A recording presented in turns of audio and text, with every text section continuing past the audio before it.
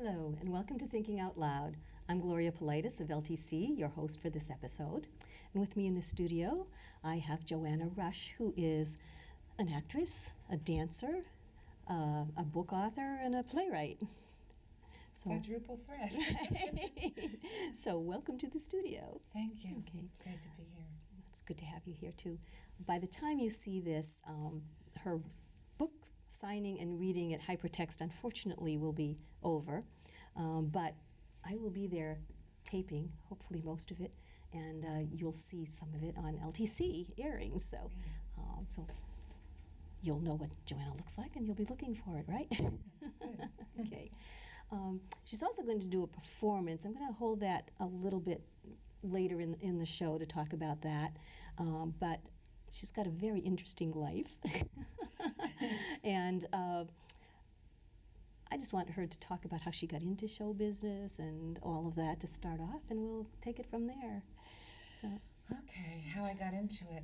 It's odd because no one in my family was ever in it, and although we lived 14 miles outside of New York City, no one ever went into the city. I mean, occasionally for the Christmas show at Radio City.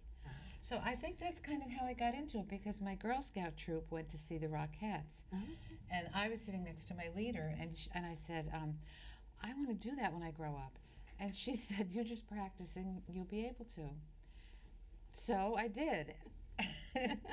I luckily had a wonderful dancing teacher, and that was it's just because my parents didn't know. They were going to send me to Irish step dancing because I begged for dancing for years, and they were going to send me to Irish step dancing, and they did. And then the dance studio in town was sold to someone who happened to be a Broadway dancer, and he just, that's how. That's how it happened. Oh, happenstance. Right, yeah. Or there are no accidents kind of thing, you know? Right, exactly. Yeah. I believe that. Yeah. And so from taking lessons, what happened? So I was taking lessons, and they would only let me take tap. And the reason they wanted me to take Irish step dancing was they didn't want my upper body to move, I swear. Oh, that was the whole point of Irish step dancing. Just the feet. They only considered the feet dancing. Right. So luckily he gave me ballet and jazz and everything, and I taught for him to pay my tuition, my dance tuition. And then So you had to be good. What? You had to be good. Yeah, I was good. If I say so. Yeah, it was pretty good. So I did some touring. He taught at conventions, and I demonstrated, and then I found a book in the library called Careers for Young Dancers by Regina K. Woody. And it explained that on the day after Easter, the Rockettes had their auditions at Radio City. So I went. And I don't want to give away the play, but I went, and I got it. I had to lose some weight, and I got it. Yeah, that was a requirement. They had. Well, yeah, they said to lose. I don't want to give away the play, but I did. Right. I did lose some weight, you did become a Rockette. I did become a Rockette for a year. I worked at Radio City. Wow. Yeah. Okay. And then, Oops, sorry. Did you continue your acting career from there, or what happened after that? Well, in those days, I was sneaking out in between shows. We did 4 shows a day, and they weren't crazy about you going out to taking dance class or anything. They wanted you to concentrate there. So I used to sneak out. Some friends and we used to sneak out to take jazz class with Luigi, and I wanted to act so badly. My father used to call me Sarah Heartburn. Badly. That's the accent. It's not badly. Right. So I started taking private lessons with a wonderful, wonderful teacher. And then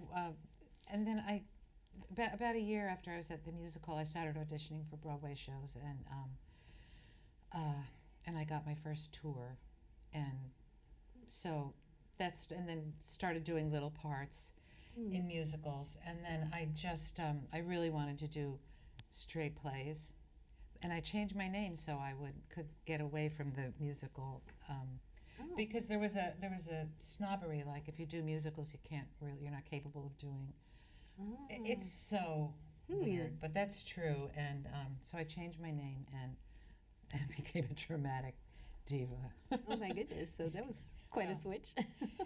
It was, yeah. Right. It was, and it took a while to make the transition. So I have a confession to make about that for myself. I was this play that I'm going to be doing here is also, I've been asked to expand it to 6 actors, so it can tour colleges, and they use it as like a workshop and to start dialogue. After they see my play, then they do that. So I had to audition actors this week, and a woman came in to read for the narrator role, and she was very musical comedy, and I was right away I went and then I gave her an adjustment, and she was wonderful, and I cast her. But there's this little prejudice against. right, even if you don't want to be prejudiced, it just came automatically, right? It did. It did. I know we have to examine ourselves sometimes. I have to always examine myself. Yeah.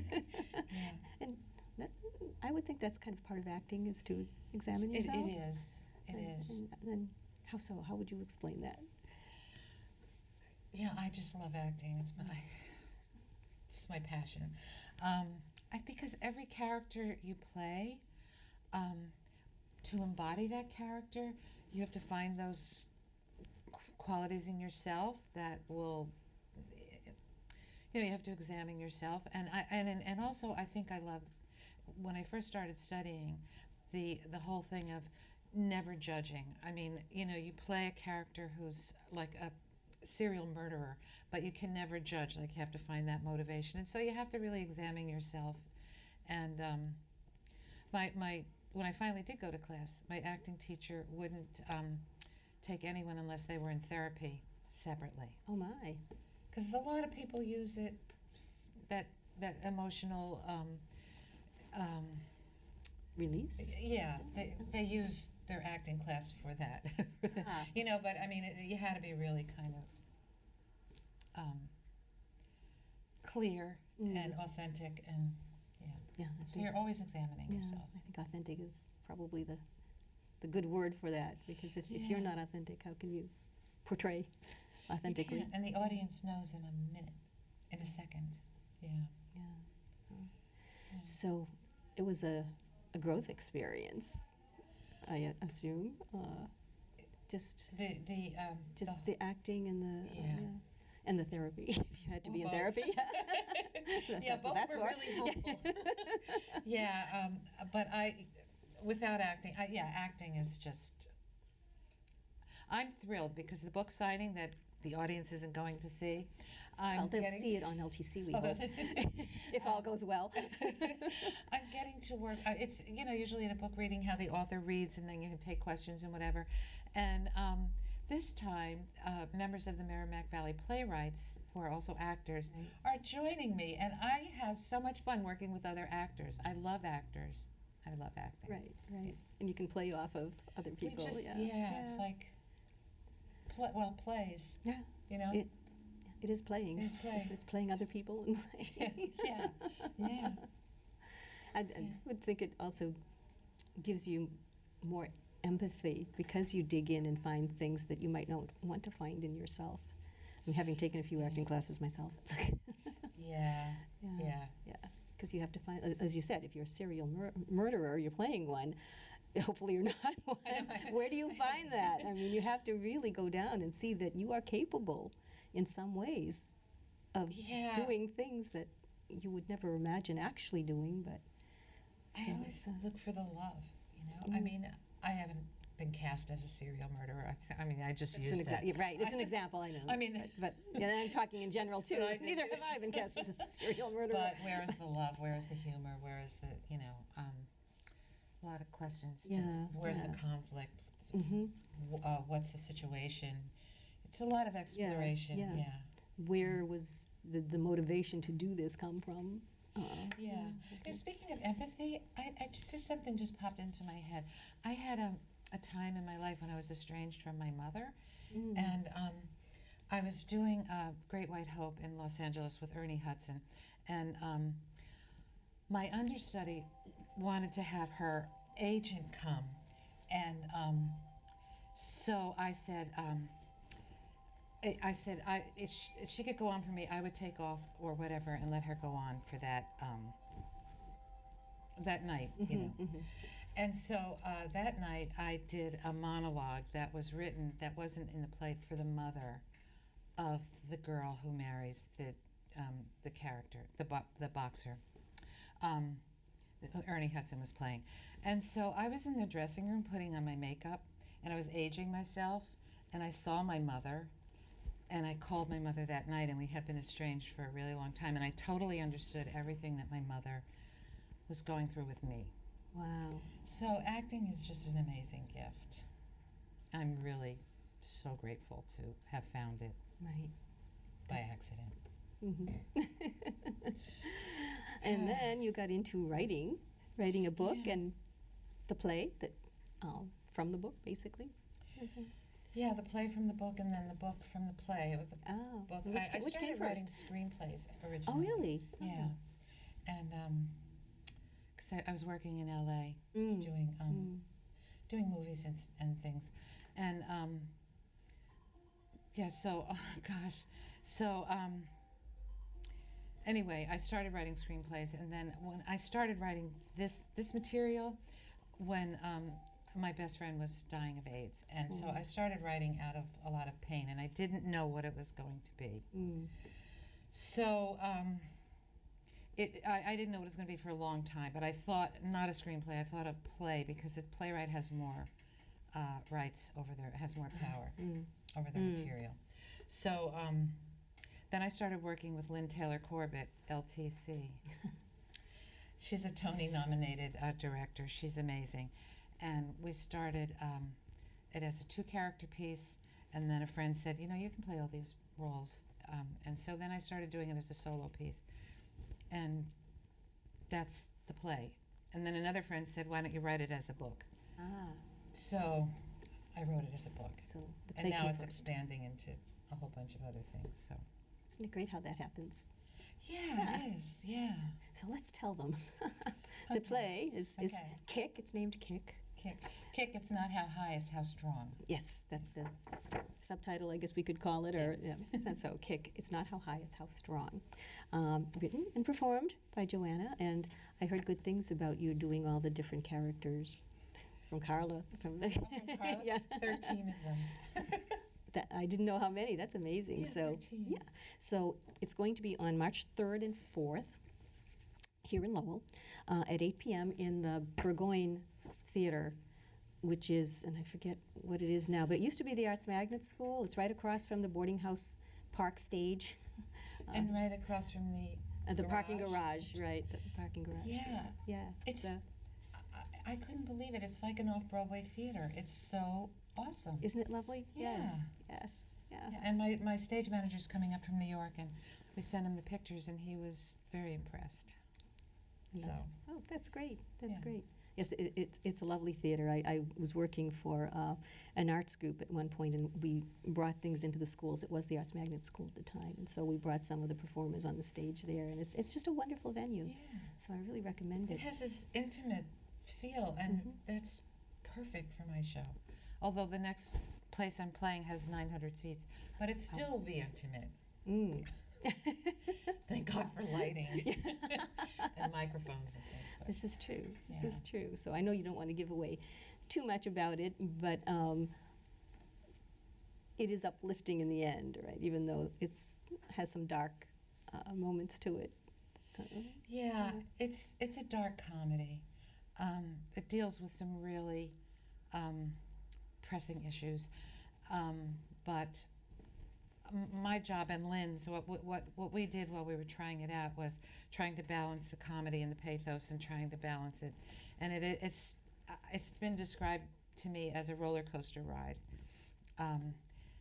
So it is dark, but it does deal with it deals with rape and religion, Rockettes, homophobia, and healthcare, and a lot of things. It sounds like too much, but it's kind of what we're going through. You know, that's what's right, and it's a kind lot of of issues we're dealing with. it's kind of what life is like too. You don't go through just one thing at a time.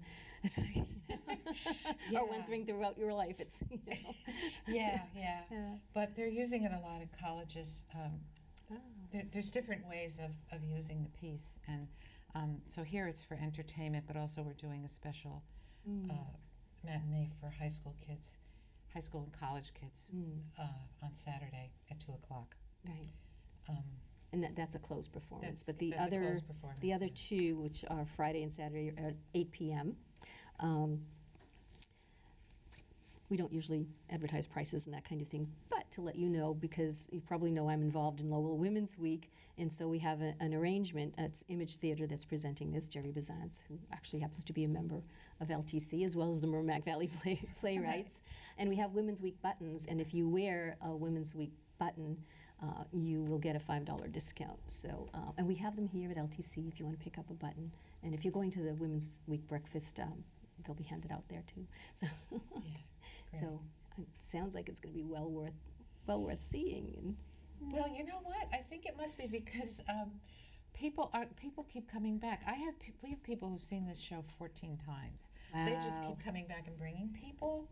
So I think it must be a good night out. Apparently so. And well, it was good enough to be nominated for an Off-Broadway award, right? Yeah, Yeah. So, yeah, that was really an honor. so where else has it been performed? Where have you been with this? Well, festivals. I did Edinburgh and I did New York Fringe Festival, but Which was the first one you said? Edinburgh in Scotland. I was going to say it's overseas, so it's not just No, it's American. No. It's not just American. It's kind of universal. I put the play away because things for a woman playwright are not great. They're not interested. It's only 17% of our guild of women's work gets produced. Wow. So it was kind of a tough go for a long time, and I just said forget about that. And The reason to march. oh, so many reasons to march. I know. So.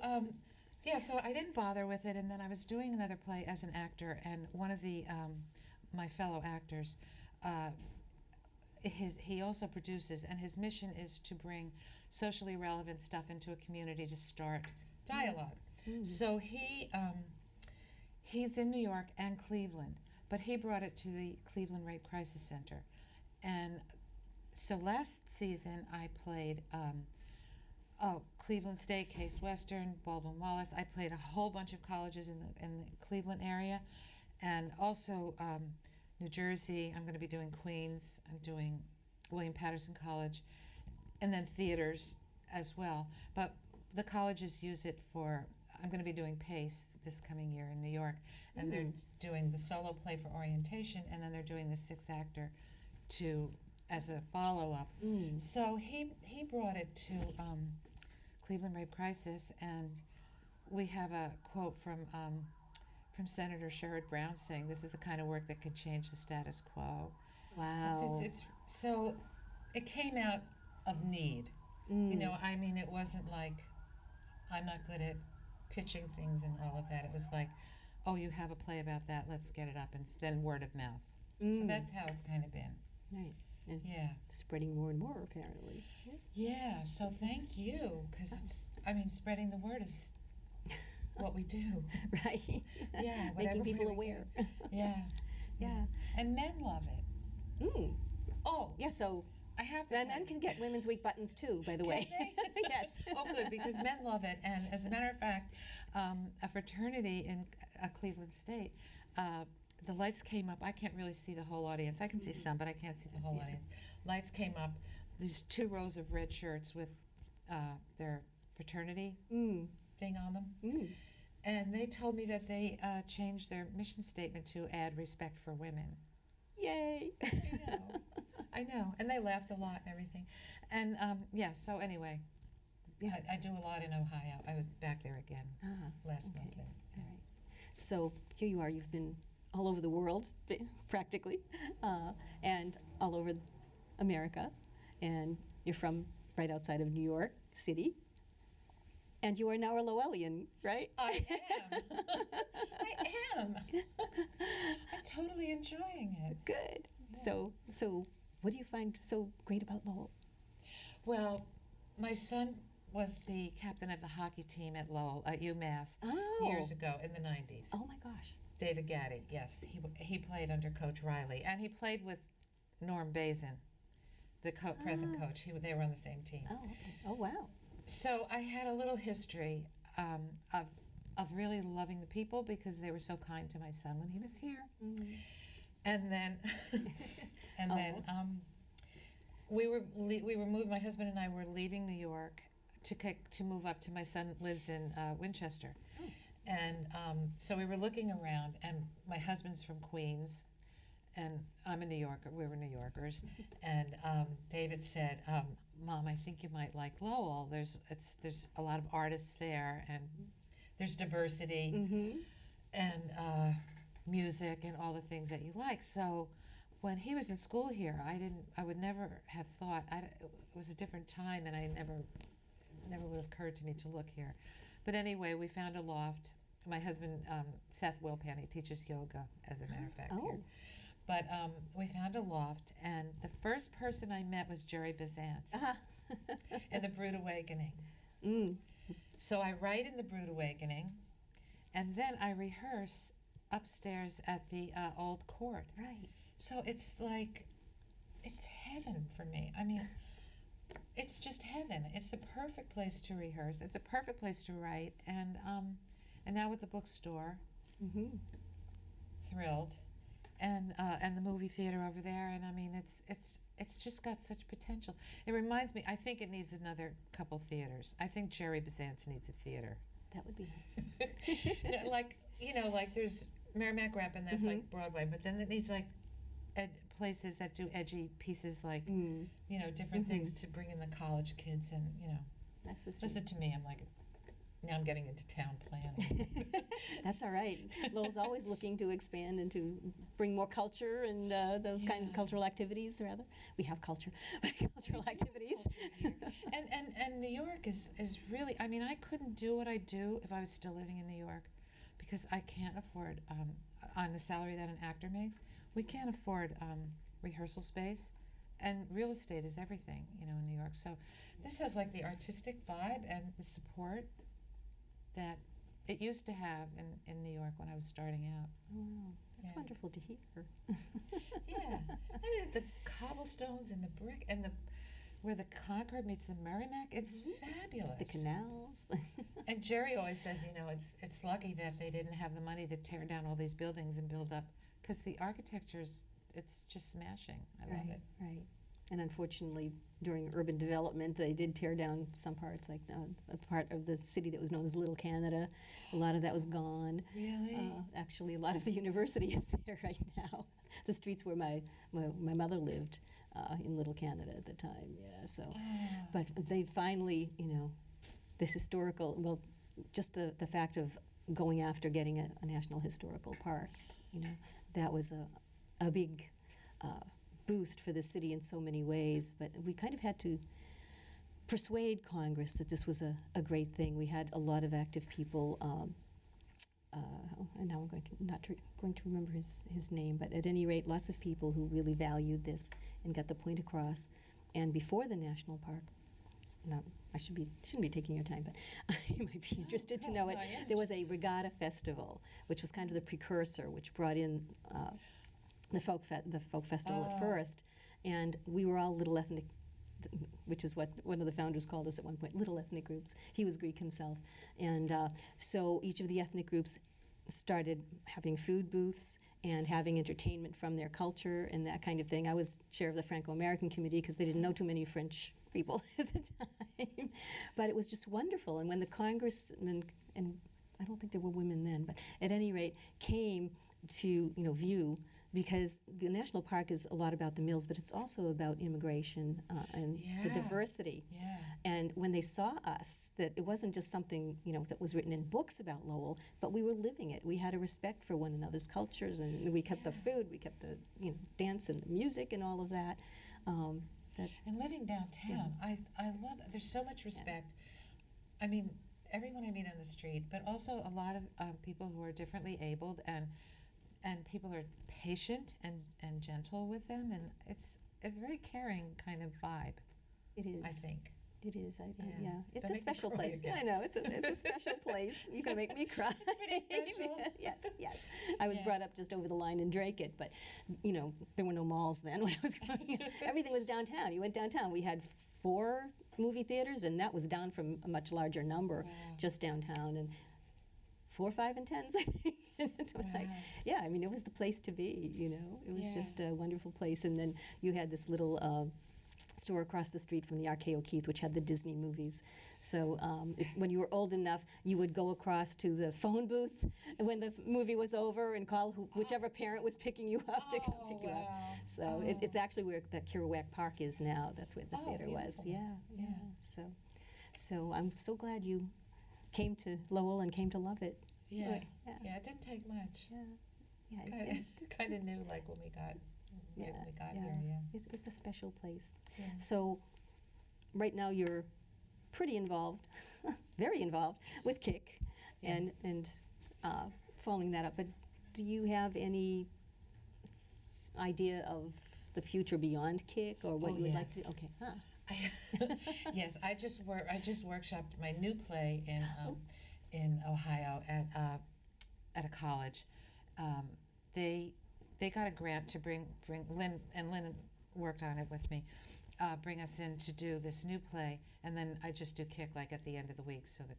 The deal is that we use 3 professional actors from New York, and then the rest we use college kids, and it was so fabulous. It's called Accidental Mummies.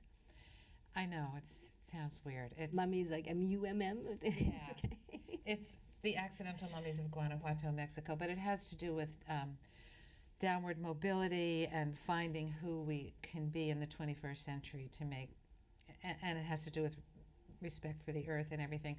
The Accidental Mummies, I use them as a Greek chorus, but they're a metaphor for they were mummified during the cholera experience in the 19th century, but they were only allowed to be buried 1 to 2 feet under, only as deeply as their relatives could afford to pay. So if the relatives couldn't afford the rent in the cemetery, they were like near the surface. So it's kind of, it sounds like another depressing thing. I know, I write about and my newest one is about fashion and death. So I write about really weird things, but I mean things that I'm afraid of, that I think we're afraid of. I like to dive in and Face those fears. Just explore it. I'm always looking for the humor and everything, but yeah. But it was an amazing experience to work with with pros and the kids and how they were really nice to each other. And Great. we have 5 kids from that college who now have professional careers in theater. Fantastic. So you're really practically starting a movement. Unfortunately, we're out of time, but this has been wonderful. I've really enjoyed talking with you, and hopefully you'll make it out to the play if you see it before March 4th and 5th. 3rd and 4th, I'm sorry. I keep going. 3rd and 4th. 3rd and 4th. Right. Friday and Saturday. Yeah. Big nights. And if not, watch for it coming elsewhere. Thank you. So thank you for being here. Thank you for watching, and we'll see you next time on Thinking Out Loud.